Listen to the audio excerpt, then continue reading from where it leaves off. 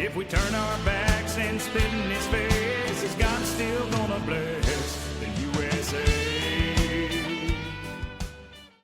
In the late 1950s, a businessman named Hemming Prentice noticed a pattern in history. The pattern leads from bondage to liberty and back to bondage. He developed the so-called Prentice cycle. Quote, from bondage to spiritual faith, from spiritual faith to courage, from courage to freedom, from freedom to abundance, from abundance to selfishness, from selfishness to complacency, from complacency to apathy, from apathy to fear, from fear to dependency, and from dependency back to bondage once more. Where would you say America is on Mr. Prentice's cycle? We've lost our freedom, though the people behind the curtain have hidden it well.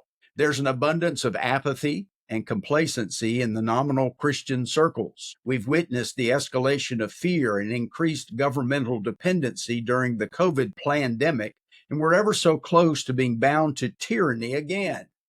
Greetings, patriots. I'm Perry Green, and this is God in America.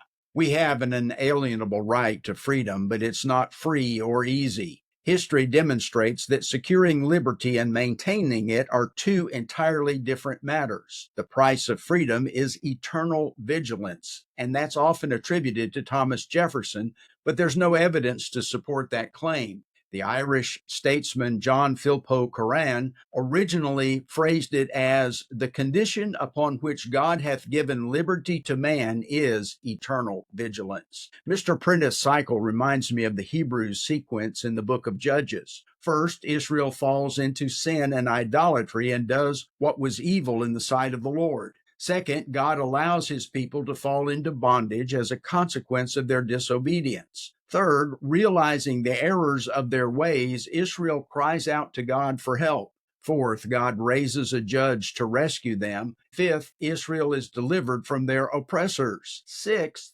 peace is restored in the land, and Israel again serves the Lord. And then the cycle repeats. To see a simple illustration of the cycle, read Judges 3, verses 7 to 11.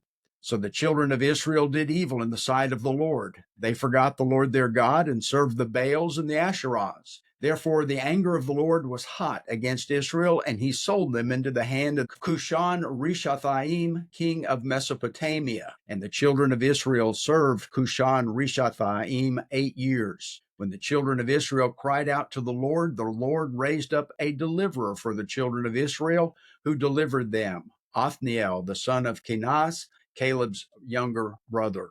The Spirit of the Lord came upon him, and he judged Israel, and he went out to war, and the Lord delivered Cushan-Rishathaim, king of Mesopotamia, into his hand, and his hand prevailed over Cushan-Rishathaim. So the land had rest for 40 years. Then Othniel, the son of Kenaz, died. The God in America ministry exists to reconnect God and America by telling his story in our history. Like the Hebrews, our American ancestors faced the tyranny of an overreaching English thugocracy that enslaved them with unjust taxation, a lack of legitimate representation, and injustices in the courts. As a result of the Great Awakening, patriot pastors re-examined the scriptures. They developed a biblical worldview that influenced every aspect of life, including a God-ordained government designed for the benefit of its citizens rather than to terrorize them.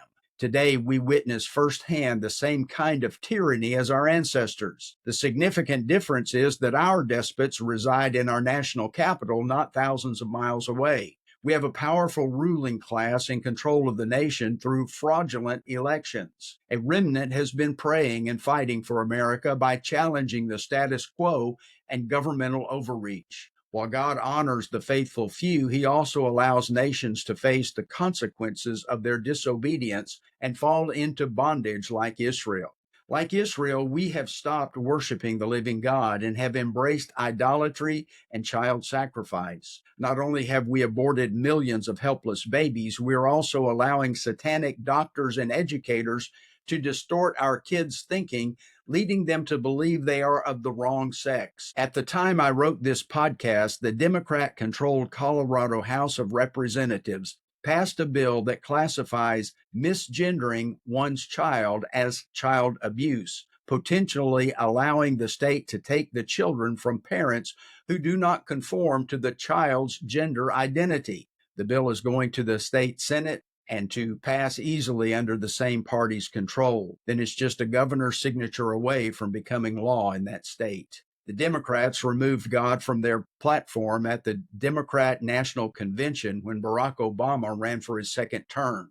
When we remove God, we replace him with something or someone else. The uniparty Marxists, wearing D's and R's, that's for Democrat and Republican, want to make a God out of government despite what we've experienced in our history. God grants us unalienable rights, not the government. Legislators seek the ability to distribute our privileges, but that is not their role according to Romans 13, verses 1 through 7, or our Constitution. Some delegates at the Constitutional Convention refused to sign the document because it did not sufficiently limit the government's power. They withheld their signatures until James Madison, often referred to as the father of the Bill of Rights, facilitated the addition of the first 10 amendments to the Constitution. It's sad to say we've been reaping what we've sown, but God is merciful. We can get back on track if we return to Him. If we cry out to Him, He will hear and aid us in courageously defending the liberty He guarantees. Thanks for being with us today. As we close, let's keep the light of returning to God burning.